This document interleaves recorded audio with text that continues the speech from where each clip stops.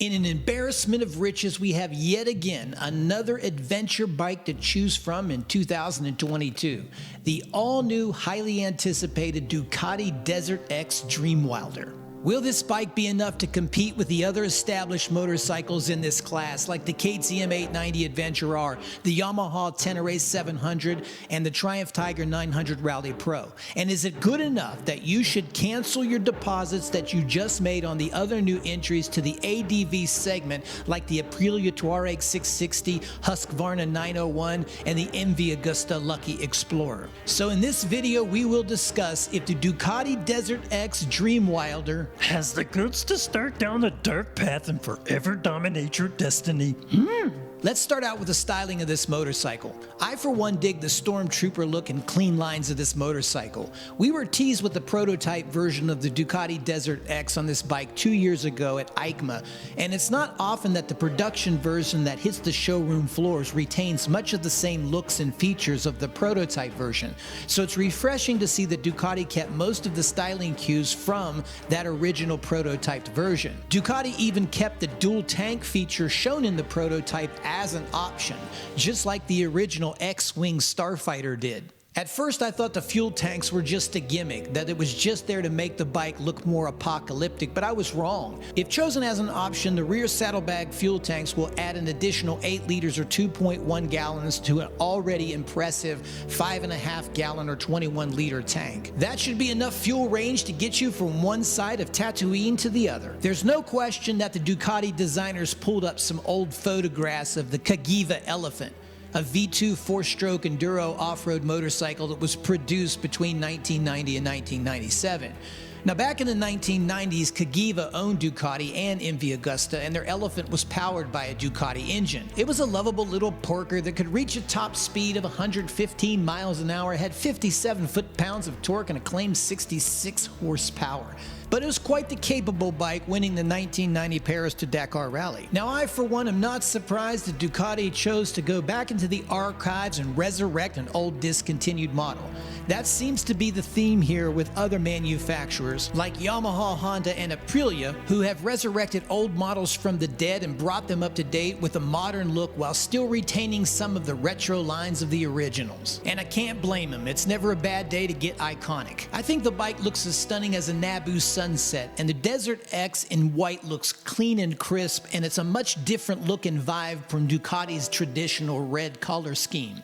At the time of recording this video, I'm not sure how many color variations they will offer, if any. I do like the looks of this bike better than I do the Norden 901, the KTM 890 Adventure R, the Yamaha Tenere 700, or any BMW motorcycle that's made. I am split with the looks of this and the Aprilia Touareg 660, but I don't think any of the above-mentioned motorcycles could hold a candle to the sweet styling of the potent 74-Z speeder bike. However, beauty is in the eyes of the beholder, and my personal styling opinions mean absolutely nothing. However, I do want to point out that large billboard of a fuel tank.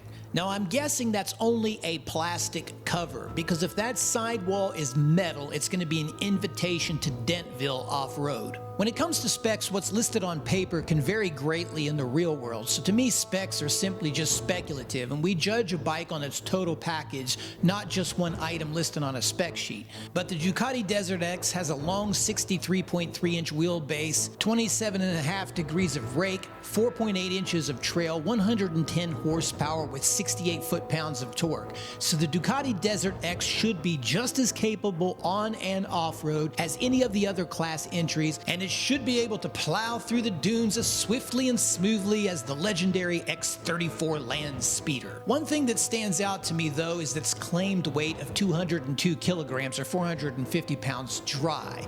This puts it in the neighborhood of the Tenere 700 and the KTM 890 Adventure R and Jabba the Hutt.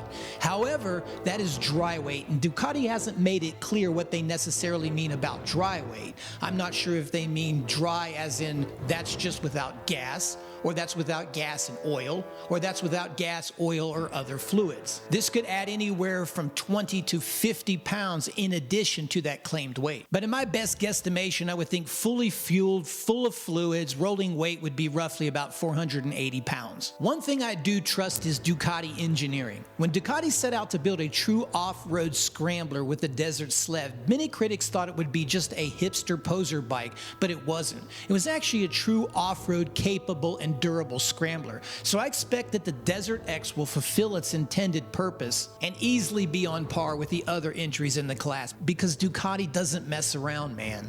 As far as reliability is concerned, I would expect the Ducati Desert X to be very reliable with its proven engine and affordable maintenance schedule.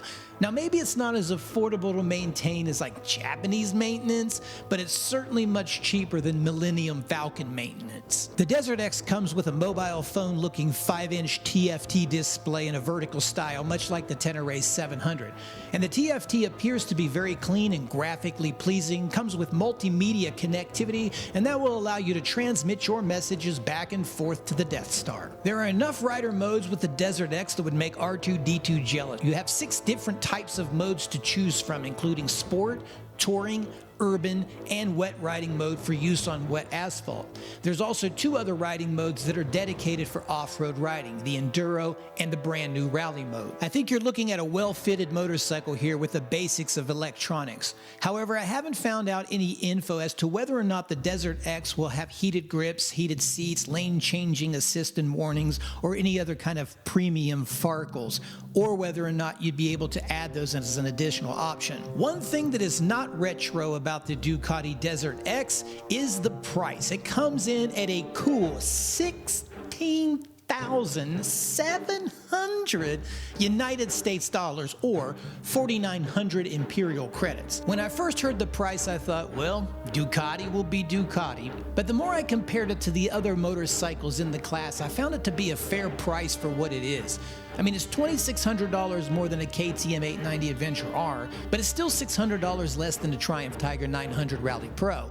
However, the Triumph Tiger does appear to have a lot more technology as standard equipment. The bottom line is the motorcycle is obtainable if you really want it. So in closing, who is this bike for? Well, it's good for any old-fashioned Jawas or thrill seekers who are in the market for a true, capable, one-of-a-kind, sexy, sleek adventure bike. It's also great for the legions of Ducatisti out there who have been begging desperately for Ducati to make an adventure bike so they didn't have to jump ship to any of the Japanese brands. And it's just a great option for any of you out there that have 5,000 Imperial credits burning a hole in your pocket and you want to look badass wherever you go and be the center of attention, because this bike will sure attract some attention. The Ducati Desert X is expected to hit the shores of the United States of America in May of 2022. So goons and gals, I have to say this is one sleek looking adventure bike that I only hope I'm fortunate enough one day to ride one.